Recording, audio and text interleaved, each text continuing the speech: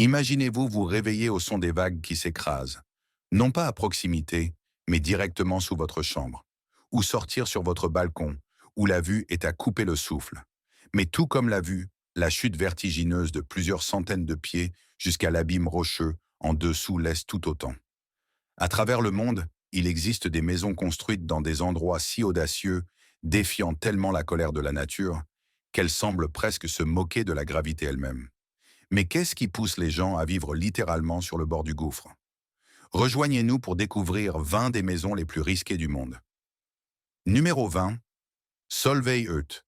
Nichée sur la crête nord-est du célèbre Matterhorn, près de Zermatt, en Suisse, se trouve cette majestueuse cabane. Située à une altitude vertigineuse de 4000 mètres, la cabane Solvay est un refuge pour les alpinistes, pris dans des situations menaçant leur vie sur le Matterhorn. Seuls les grimpeurs confrontés à des conditions extrêmes, telles que des tempêtes violentes, des avalanches ou d'autres dangers imprévus, sont autorisés à s'y abriter. La cabane ne dispose que de 10 lits, offrant un petit mais essentiel espace de refuge pour ceux qui en ont besoin. Elle est également équipée d'un téléphone radio, permettant aux grimpeurs de communiquer en cas d'urgence. Mais au-delà de son utilité pratique, la cabane Solvay offre une vue impressionnante que peu de gens oublieront jamais. De son point de vue, les visiteurs peuvent profiter d'une vue incomparable sur le sommet escarpé du Matterhorn et les montagnes alpines environnantes. Bien que la cabane Solvay offre un rare sanctuaire bien au-dessus du niveau du sol, une autre merveille se trouve à la frontière du danger, dans un autre coin du monde. Numéro 19. Castellfolli de la Roca. Au cœur de la Catalogne, en Espagne, il existe un petit mais incroyable village dans la province de Gérone, non loin des imposantes montagnes des Pyrénées. Ce qui rend cet endroit si captivant, c'est son cadre spectaculaire. Perché sur une étroite falaise basaltique qui s'élève à une hauteur impressionnante de 50 mètres au-dessus du point de rencontre des rivières Fluvia et Torinelle. Cette falaise unique, qui s'étend sur près d'1 kilomètre de longueur, a été façonnée par les forces anciennes de l'activité volcanique, avec deux coulées de lave distinctes se superposant pour créer les formations rocheuses étonnantes que l'on voit aujourd'hui. Avec une population d'environ 1000 habitants, le nom du village, qui se traduit par Château des Foulons sur le Rocher, remonte au Moyen Âge, lorsque la région était connue pour son industrie de traitement de la laine. Les foulons étaient des personnes qui nettoyaient et épaississaient le tissu en laine en le frappant dans l'eau, et l'économie du village prospérait grâce à ce commerce. Le monument le plus frappant du village est l'église gothique de Saint-Salvador, qui possède un clocher offrant des vues panoramiques époustouflantes sur le village et les paysages volcaniques environnants. Alors que Castellfolli de la Roca émerveille par son passé volcanique et son charme médiéval, un autre village perché sur une falaise, à l'autre bout du monde, raconte une histoire plus poignante de survie. Numéro 18. Le village de la falaise nichée au bord d'une falaise dans la province du Sichuan, en Chine, le village d'Atulia est un exemple frappant de résilience face à des circonstances extrêmes.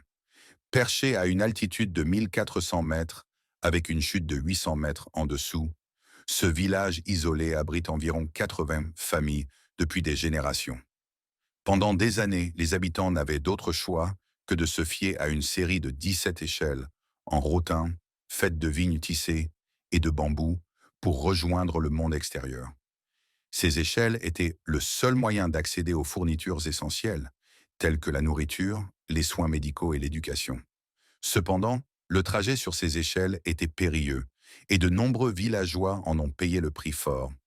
La grande difficulté de la vie à Atulia est devenue largement connue en 2016, lorsque le journaliste Chen Gang a publié un rapport révélateur intitulé « Un village sur une falaise ».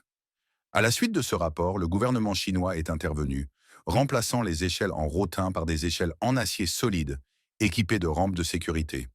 En 2020, la vie à Atulia avait considérablement évolué. Le gouvernement a financé la construction de lotissements modernes, plus proches du centre-ville, équipés des commodités essentielles. Ce changement a permis à de nombreux villageois d'adopter un mode de vie plus confortable et plus sécurisé. Mais alors qu'Atulia s'adaptait à la modernité, grâce à l'intervention du gouvernement, certains endroits continuent de préserver leurs traditions anciennes, malgré les conditions difficiles. Numéro 17.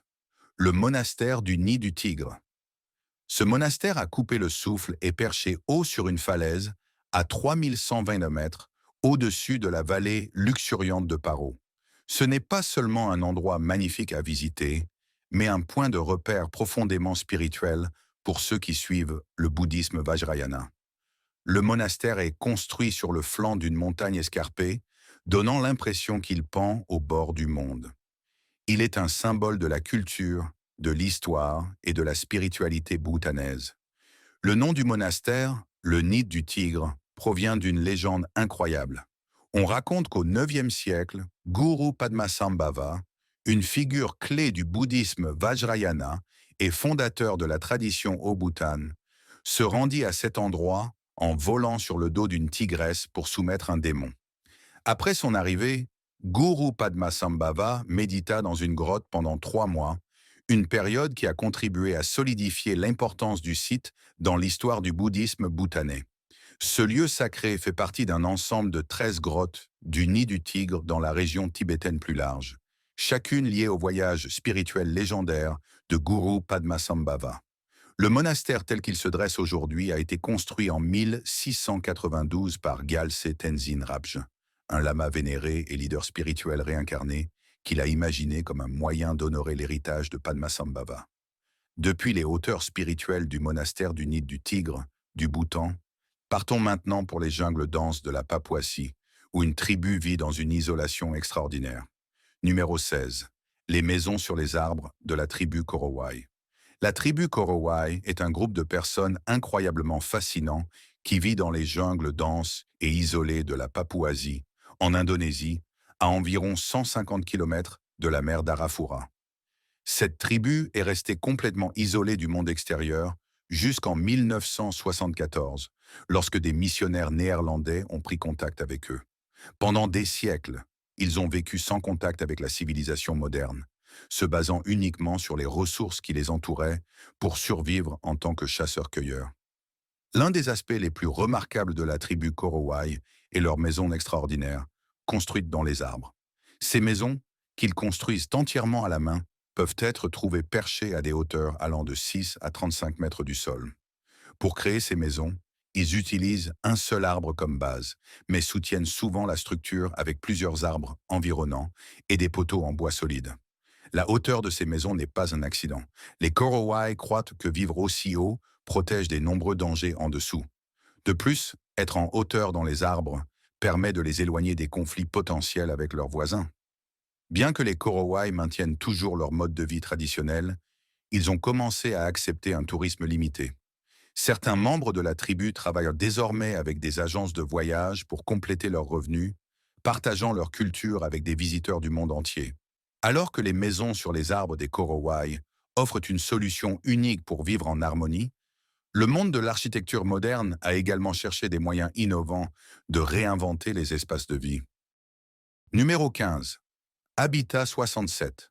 Dans les années 1960, un étudiant en architecture visionnaire de l'université McGill, nommé Moshe Safdie, s'est lancé dans une mission pour repenser la manière dont les gens vivent que dans les villes.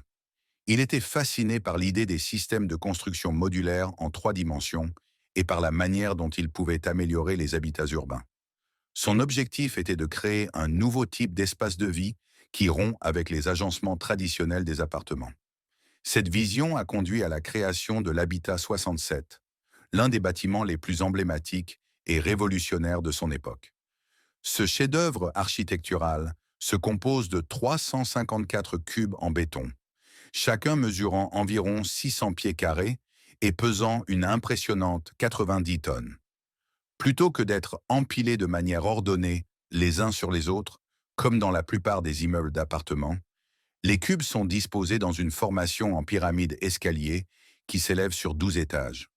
Au départ, le rêve de Moshe était de disposer de 1000 unités, mais en raison de divers défis, il n'a fini avec que 158. Ces unités sont desservies par 3 ascenseurs et comportent des rues piétonnes à chaque 4e étage, ce qui renforce le sentiment de communauté au sein de la structure. Cependant, malgré son design révolutionnaire, l'Habitat 67 a rencontré des problèmes dès le début. Le coût de maintenance a été un problème majeur et les appartements se sont avérés trop chers pour beaucoup de gens.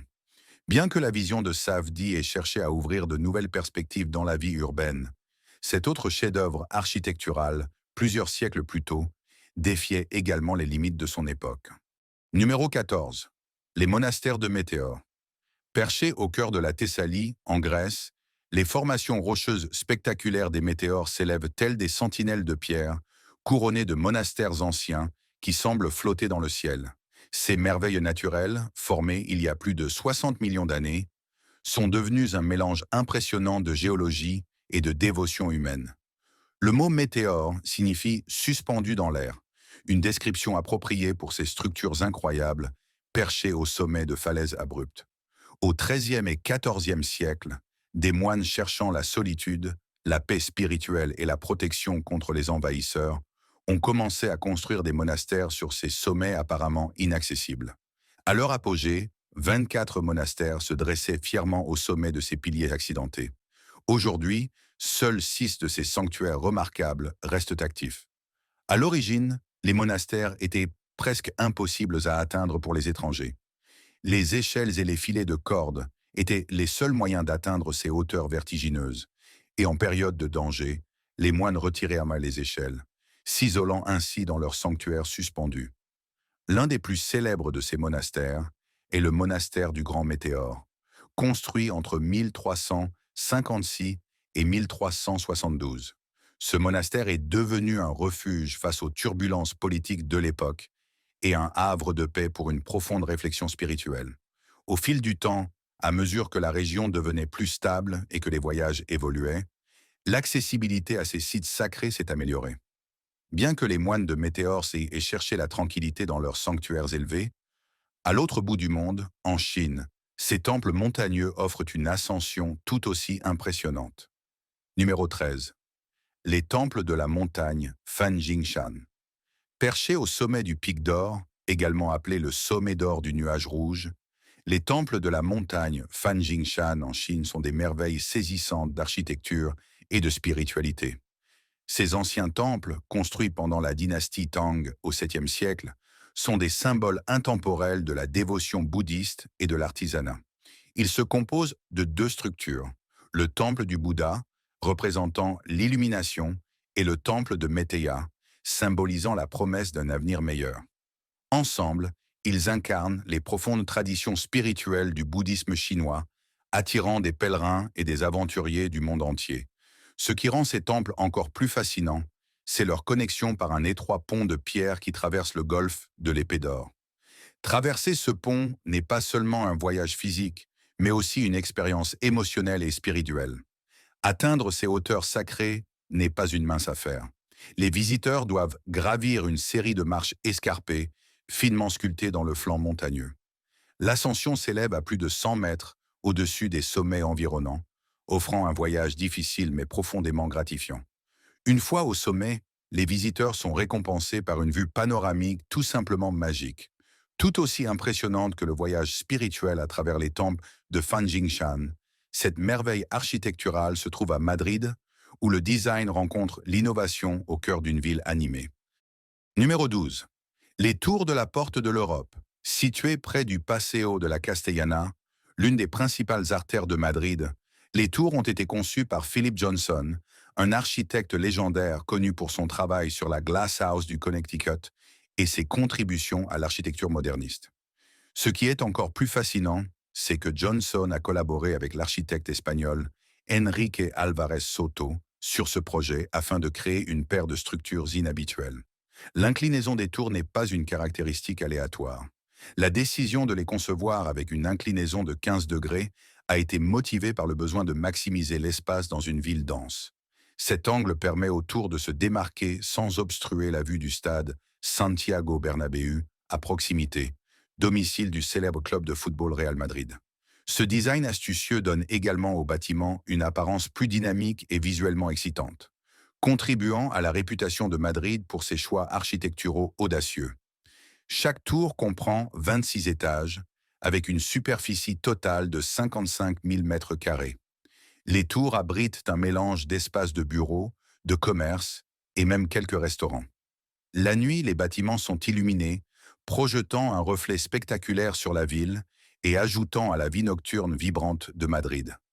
En plus d'être un symbole de l'architecture moderne, les tours de la Porte de l'Europe ont fait des apparitions dans des films comme La mémoire dans la peau et Demain ne meurt jamais. Alors que les tours de la Porte de l'Europe à Madrid se dressent comme une merveille architecturale moderne. Un court voyage en Allemagne révèle un type de structure différent. Numéro 11. Le château de Liechtenstein. Le château de Liechtenstein, niché dans l'état allemand du Bade-Württemberg, n'est peut-être pas le château le plus célèbre d'Allemagne, mais il occupe une place spéciale dans le cœur des habitants.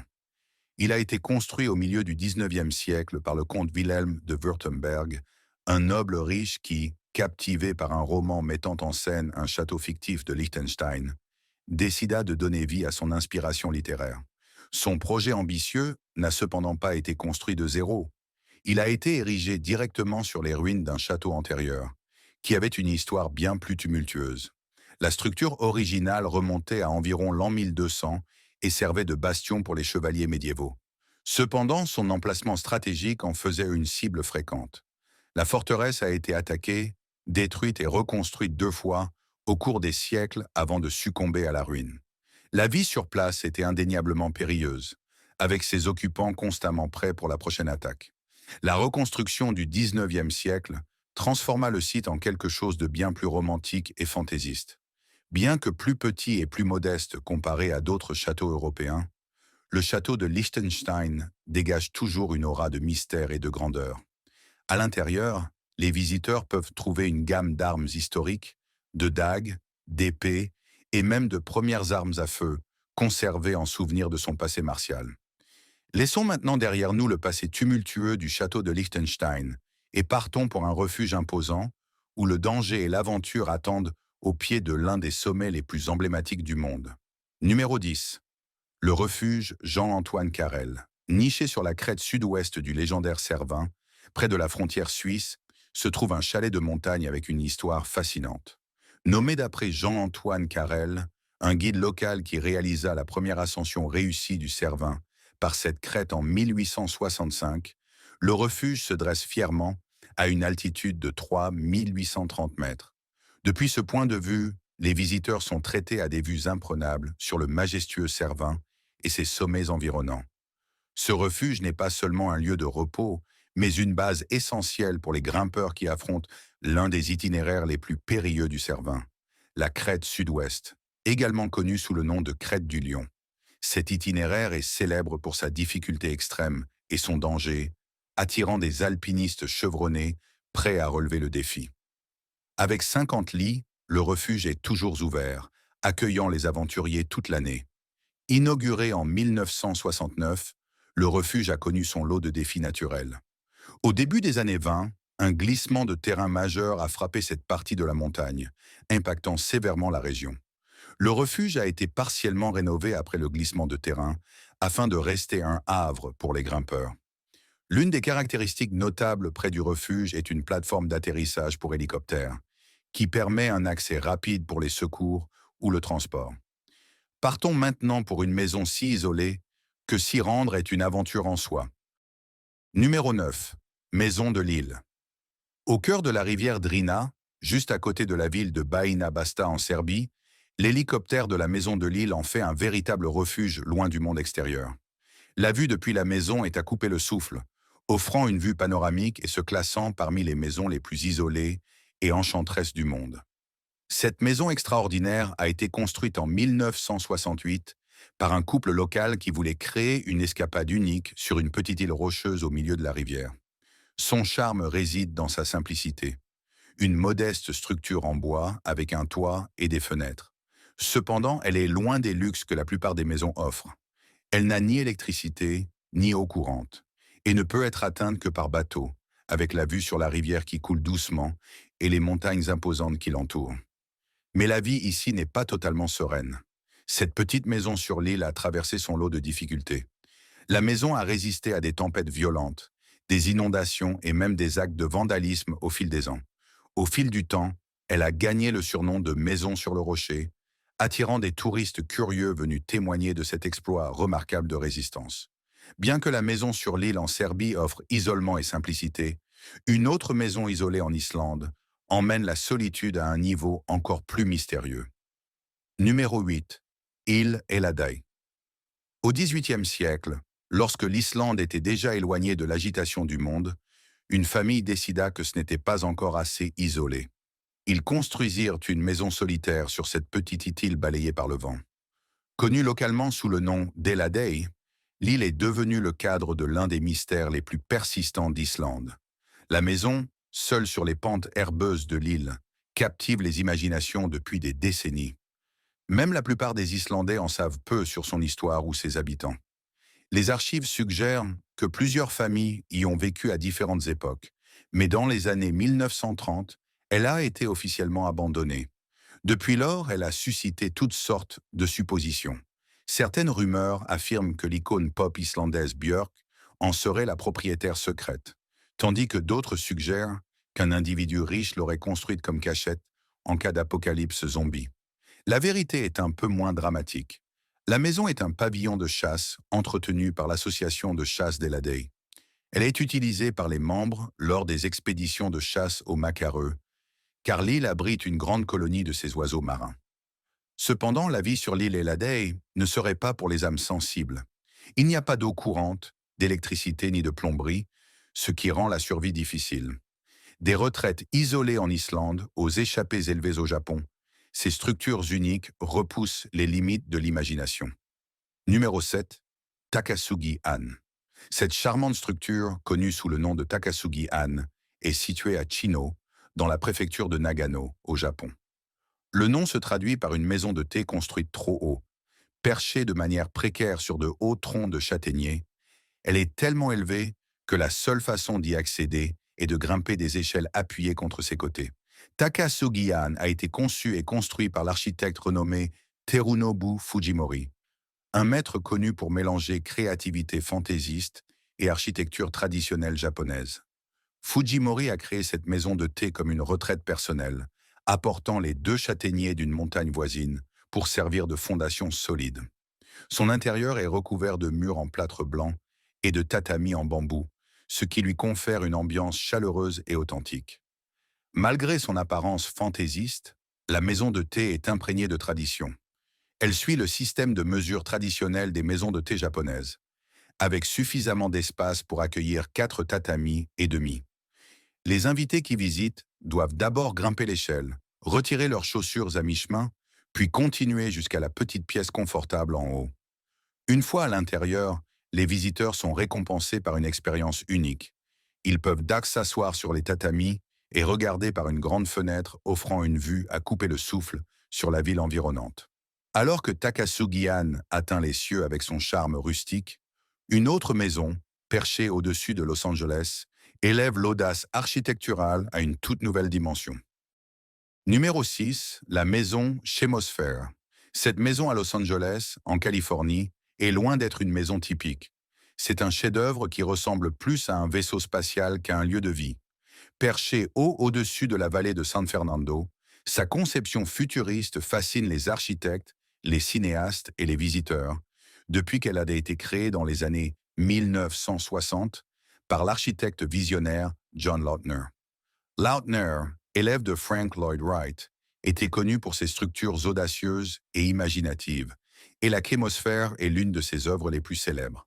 Cette résidence emblématique s'étend sur 2200 pieds carrés et prend la forme d'un octogone, reposant sur une seule colonne mince en béton qui l'élève à 30 pieds au-dessus du sol. La colonne, large de seulement 5 pieds, n'était pas seulement une déclaration architecturale audacieuse, mais aussi une solution ingénieuse en matière d'ingénierie. La colline escarpée où la maison est située présente une pente de 45 degrés, ce qui rend la construction traditionnelle presque impossible. La conception innovante de Lautner consistait à enterrer profondément le piédestal dans le sol, permettant à la maison de résister aux tremblements de terre et aux fortes pluies. Le design unique en a fait un symbole durable de l'architecture moderne du milieu du siècle et un lieu de tournage recherché. En 2004, la Chémosphère a été officiellement déclarée monument historique et culturel de Los Angeles, scellant ainsi son héritage en tant que l'une des maisons les plus remarquables au monde. Choix des abonnés. Prenez un moment pour regarder cette maison.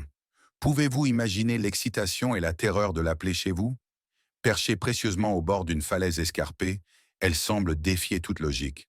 La seule chose qui l'empêche de plonger dans l'abîme est un petit nombre de supports en bambou mince. C'est un numéro d'équilibre qui vous fait vous demander comment tient-elle même debout? Imaginez-vous là, le sol sous vos pieds oscillant légèrement avec le vent. Pourriez-vous supporter la tension constante de vivre ici?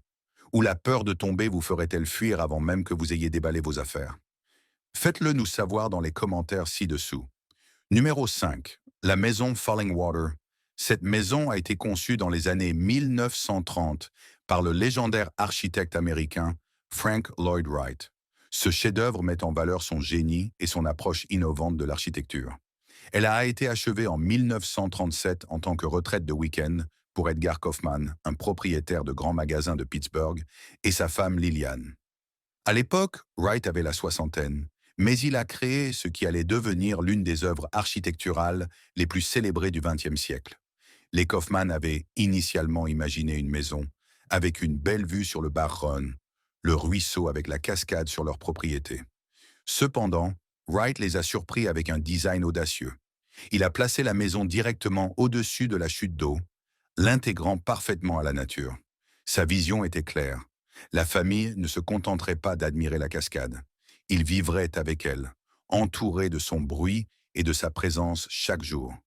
La maison est une merveille architecturale, utilisant des terrasses en porte-à-faux qui semblent flotter au-dessus de l'eau. Wright a utilisé du grès extrait localement et du béton armé, mélangeant la structure avec le paysage rocheux. Après le décès d'Edgar Kaufman, son fils a fait don de Falling Water et des 1500 acres environnants à la Western Pennsylvania Conservancy en 1963. Depuis son ouverture en tant que musée en 1964, elle attire des visiteurs du monde entier. Tout comme la conception audacieuse de Frank Lloyd Wright qui s'harmonise avec la nature, une autre structure extraordinaire défie les attentes. Numéro 4. Le pilier de Katsuki. S'élevant majestueusement au-dessus de la vallée de Katsura, dans l'ouest de la Géorgie, le pilier est un monolithe de calcaire de 130 pieds de haut qui semble toucher le ciel. Perché au sommet de cette merveille naturelle, se trouve une petite mais extraordinaire église, souvent appelée le pilier de la vie. Ce sanctuaire ancien, datant du 9e ou 10e siècle, est un symbole remarquable de foi et de résilience. À l'intérieur de ces modestes murs se trouve une crypte, une simple cave à vin et de petites chambres, laissant entrevoir la vie ascétique des moines qui cherchaient refuge spirituel au sommet du pilier. Ces moines considéraient le pilier comme un pont entre la terre et le ciel, un lieu de connexion avec le divin tout en laissant les distractions mondaines bien en dessous. Étonnamment, le pilier de Katsuki est resté largement inexploré jusqu'au milieu du XXe siècle. Bien que les chercheurs aient commencé à s'y intéresser dans les années 1940, ce n'est qu'en 1999 que des études détaillées ont été entreprises pour percer les secrets de ce site extraordinaire. Son emplacement éloigné et son inaccessibilité ont préservé son aura de mystère et contribué à son statut presque mythique. Des hauteurs imposantes du pilier de Katsuki à cette merveille urbaine dans la lointaine Amsterdam, les défis architecturaux suscitent des solutions uniques à travers le monde. Numéro 3. Les appartements Wasoko. Dans le tissu urbain des Pays-Bas, où l'espace est une ressource précieuse, les appartements Wasoko à Amsterdam brillent comme un phare de créativité et d'ingéniosité architecturale. Achevé en 1997 par le célèbre cabinet d'architecture MVRDV, ce projet de logement innovant démontre comment un design audacieux peut surmonter les défis les plus redoutables. L'objectif était d'intégrer 100 appartements dans une seule structure, tout en préservant la lumière naturelle pour le quartier environnant, un élément essentiel dans une ville densément peuplée comme Amsterdam. Face à ces contraintes, les architectes ont conçu une solution révolutionnaire. Ils ont étendu 13 appartements du côté nord du bâtiment, créant des structures en porte-à-faux saisissantes qui semblaient défier la gravité. Ces projections en forme de boîte non seulement maximisent l'espace, mais ajoutent également une touche de ludisme et d'intérêt à l'apparence du bâtiment. Chacun de ces appartements suspendus possède un caractère distinct, avec des balcons de forme, tailles et matériaux divers qui contribuent à l'esthétique dynamique et vivante du complexe. Au-delà de leur attrait visuel frappant, ces unités en porte-à-faux étaient une réponse pratique aux strictes réglementations de construction néerlandaises. En repoussant les appartements vers l'extérieur, MVRDV a préservé la lumière solaire nécessaire pour les résidences voisines, tout en atteignant la densité souhaitée pour le projet. Numéro 2. Le temple suspendu.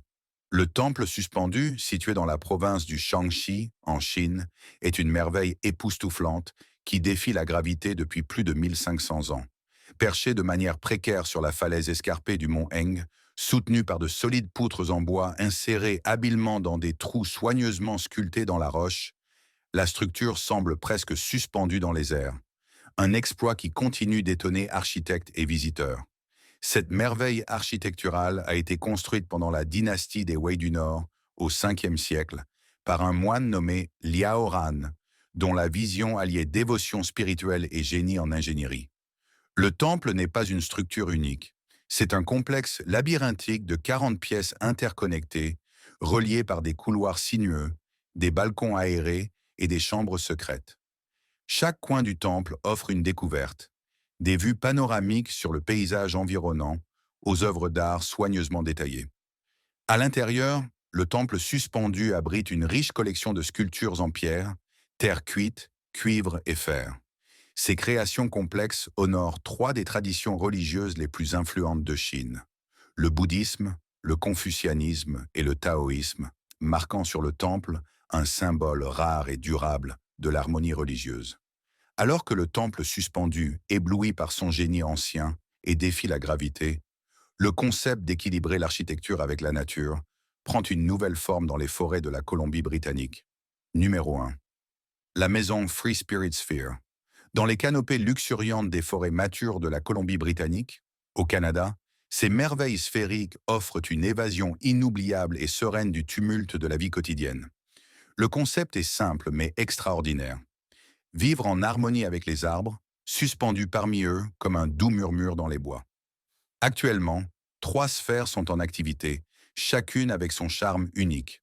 2 d'entre elles, nommées Erin et Mélodie, sont fabriquées en bois, mettant en valeur le grain naturel et la chaleur du cèdre et de l'épinette. La troisième, appelée Luna, est faite de fibres de verre légères et élégantes, conçues pour résister aux intempéries, tout en offrant une esthétique moderne. Ces sphères sont attachées à au moins 3 arbres solides à l'aide de cordes à haute résistance, créant un équilibre qui imite une toile d'araignée.